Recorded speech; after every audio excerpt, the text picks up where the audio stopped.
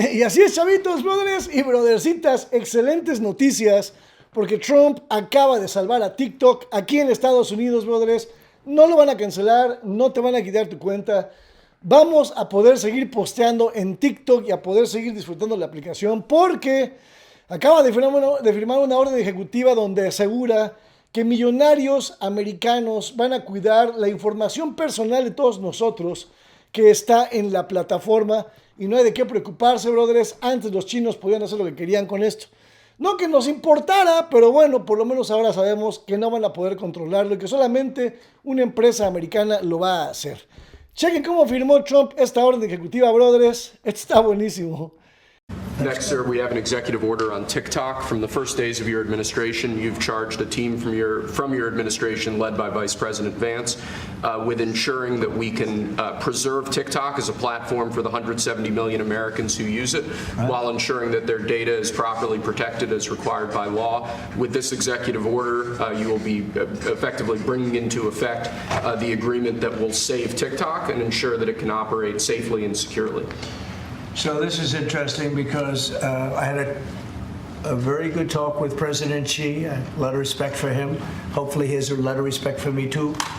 And we talked about TikTok and other things, but we talked about TikTok and he gave us the go-ahead. You know, it's run by American investors and American companies, great ones, great investors, the biggest. You don't get bigger, I don't imagine.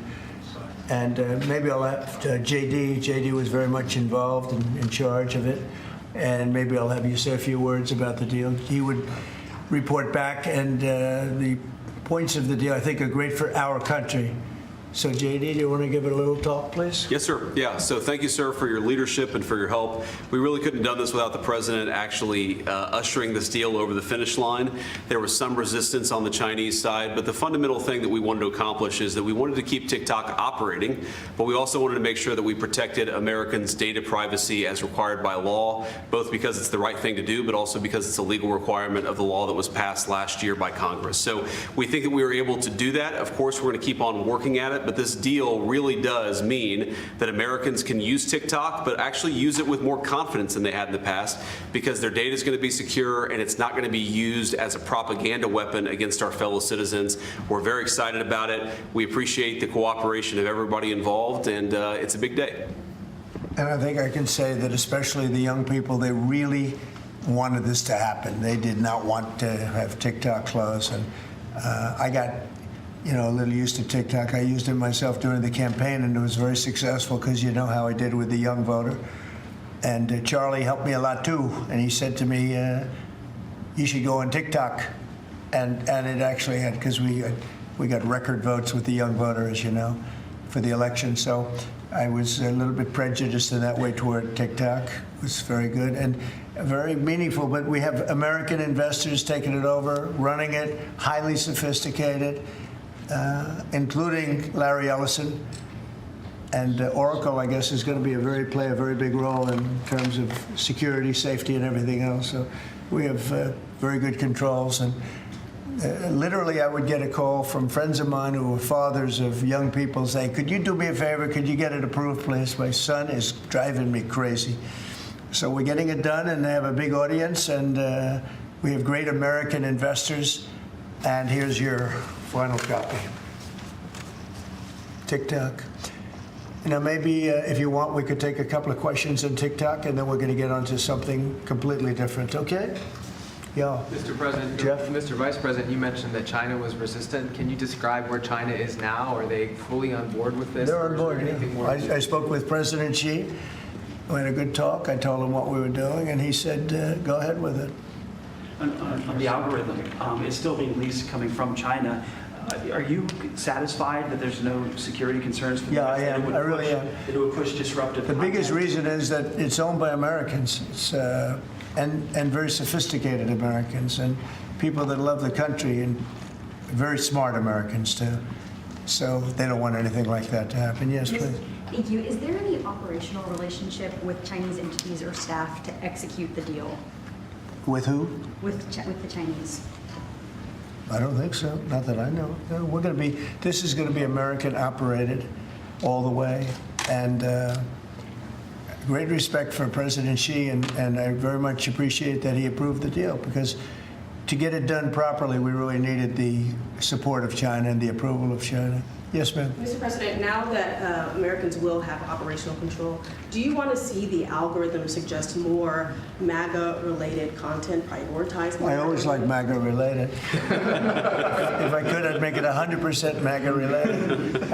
It's actually a good question, but I would, yeah, if I could make it 100% MAGA, I would, but it's not going to work out that way, unfortunately. No, everyone's going to be treated fairly. Every group, every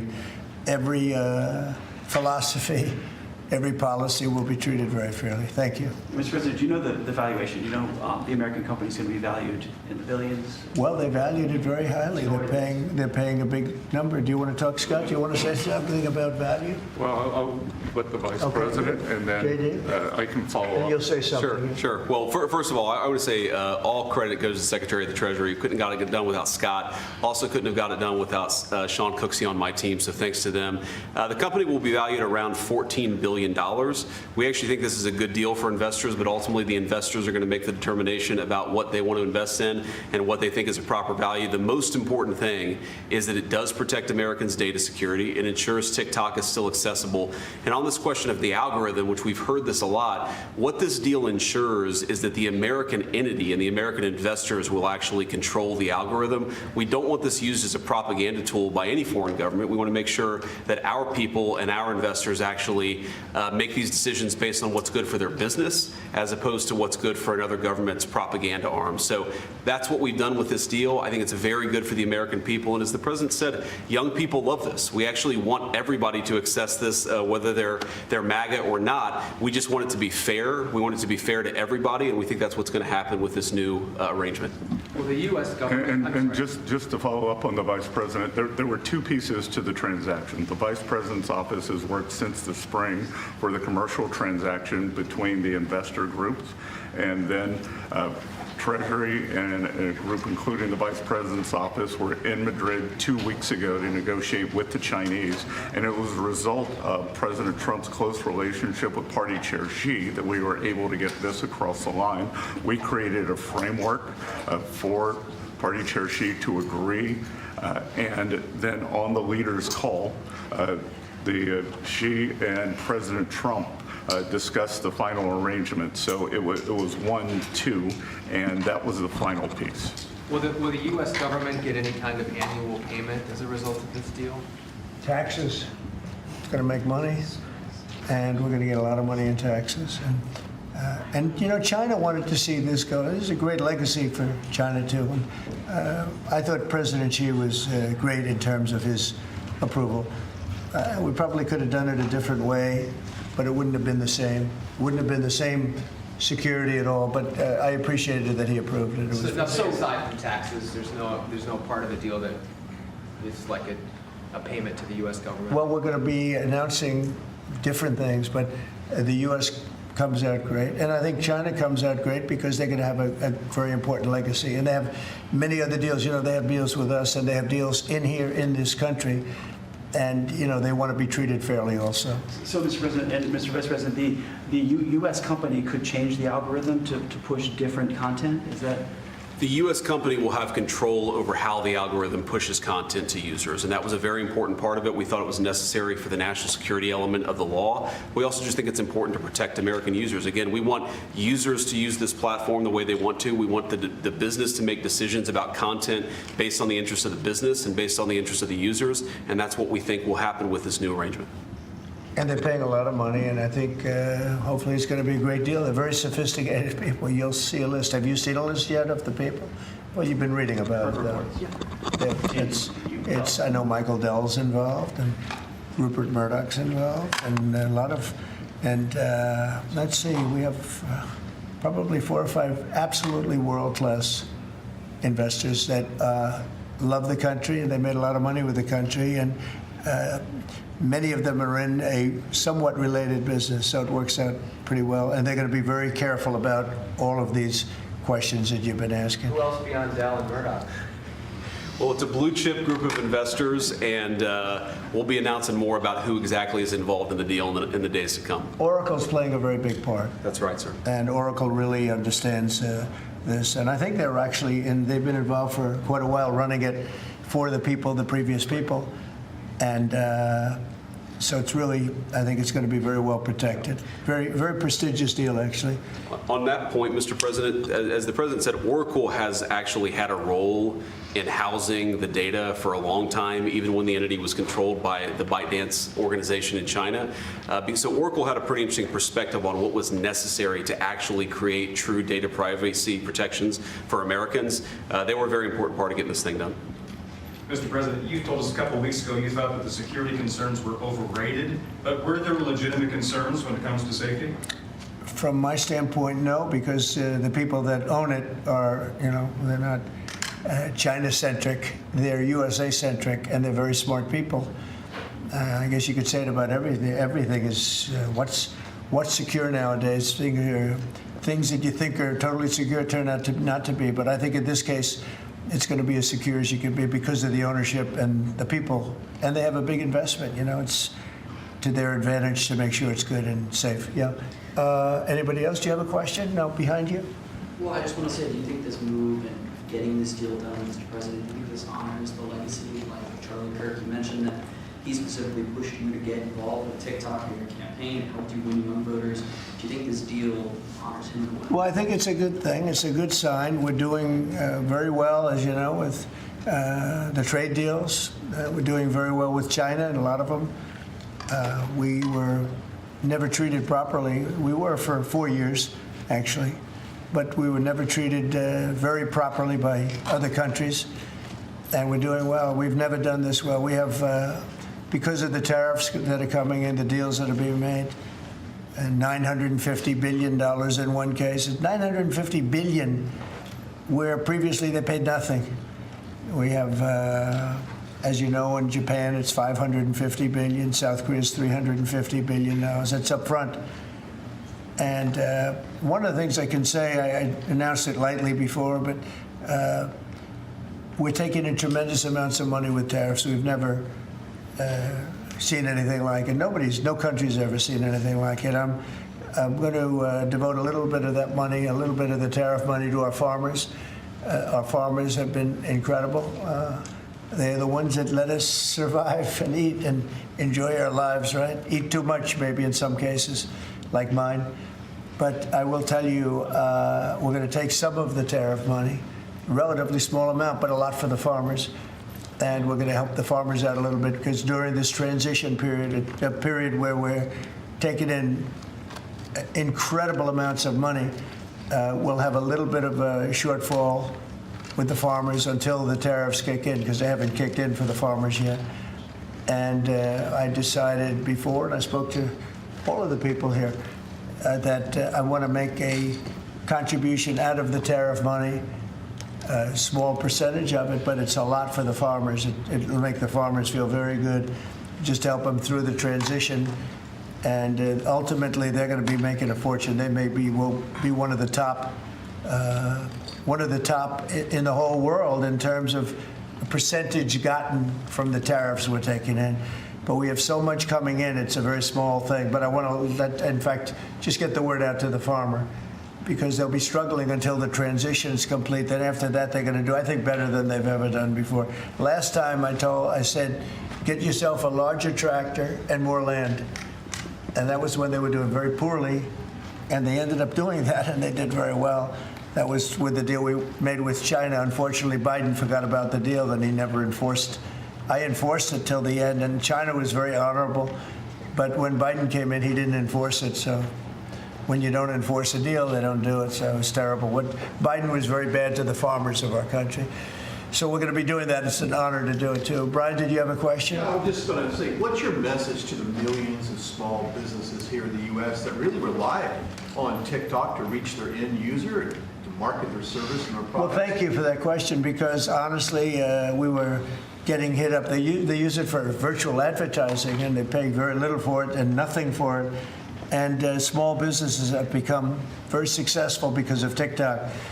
And we didn't think of that, you know, when everyone's saying, oh, TikTok and this and that.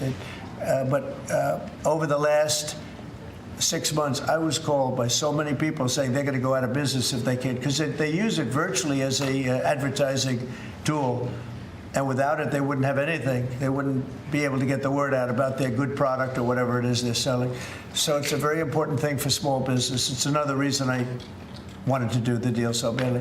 So let's go to another subject now, if we might, okay? And Will, Mr. President, can I please. ask you about farmers? About the farmers? Yes, go ahead. What does that look like? Is that going to be direct checks to farmers, or is it going to be Well, we taxes? haven't decided that. We'll be dealing with Brooke later and the Secretary of Agriculture, and we'll figure out how to get money to the farmers. And again, this comes out of the large amount, hundreds of billions of dollars of tariff money that's pouring into the country. The tariffs, remember when I said a long time ago, I said it's the greatest word, it's my favorite word in the world, then I had to say, I was forced to say other things, and of course, rightfully so. Love, family, religion. So I think I put tariff number 5. I was forced because the fake news did a big number on me. It's one of those little, but let's say it's my 5th favorite word, the word tariff. But it's making our country very rich. And when our country is rich, I'm able to help the farmers, and I'm able to help even other countries that are in trouble, you know. But we're able to help people that are in trouble. Medicaid, Medicare, Social Security. It's all a benefit of this tremendous amount. And I heard numbers coming in today, Scott, where the numbers were very high, right? The economic numbers were off the charts, sir. Unfortunately, right? Because this is the only country in the world where you announce great numbers and the stock market goes down. Because when you announce great numbers, they immediately want to take that success away by raising the interest rates. Why can't they? You announce great numbers and let them lower the interest rate so you can make numbers. This is the only country in the world. They announce, I don't know if you heard. Could you just tell them what the number was? And how it was 3.88% growth, the biggest in years. And the important thing is the president says this is going to be non-inflationary growth, just like it was in his first term. So strong growth, low inflation, real wage gains. And to the question on small business optimism under President Trump last week hit a multi-year high. So small businesses, Main Street is back under President Trump. But isn't it crazy? So I saw the market was down a little bit today. I mean, in all fairness, I don't feel guilty because we've set every record you can imagine. But it was down, and I say, oh, the numbers must be good. Meaning the growth numbers are phenomenal. And again, this is during, but a little bit of the heavy, you know, the really success and the money pouring into our country through the tariffs. And I just say, why can't we have great numbers and lower the interest rates so we have even greater numbers? So people were saying, oh, the numbers are so good, they're going to have to raise interest rates. That doesn't have to happen. And there's no inflation. We have really, I mean, the only thing we have is great success. We're having unbelievable success. So the numbers are much higher than anticipated, except for by me and Scott and some of the other people. And they'll get a lot higher than that, too. But I don't want to, every time we have good numbers, say, let's take all the juice out by raising interest rates. It's so backwards. It's so backwards. Well, Mr. President, they don't appreciate the importance of the third leg of your stool because trade, taxes, and deregulation allows for significant upside growth without inflation. So eventually the people at the Fed will be able to focus on this like Alan Greenspan did in the 90s. You can have strong growth and low inflation, and I think we can get the stock market up, Wall Street, Main Street, both doing well. And we want low interest rates. There's no reason that every time we announce these record numbers, these numbers are way above projections by, you know, all the great geniuses out there. And I knew this was going to happen. So they had 71 different people, and only 2 got it right. Me and another gentleman from, I think, my wonderful Wharton School of Finance, actually. So anyway, but I really want you to look at that. Every time we have good numbers, they say this is a good time because they're guarding against inflation that may happen in 2 years from now. We have to change our thinking. We should be rewarded for good numbers, not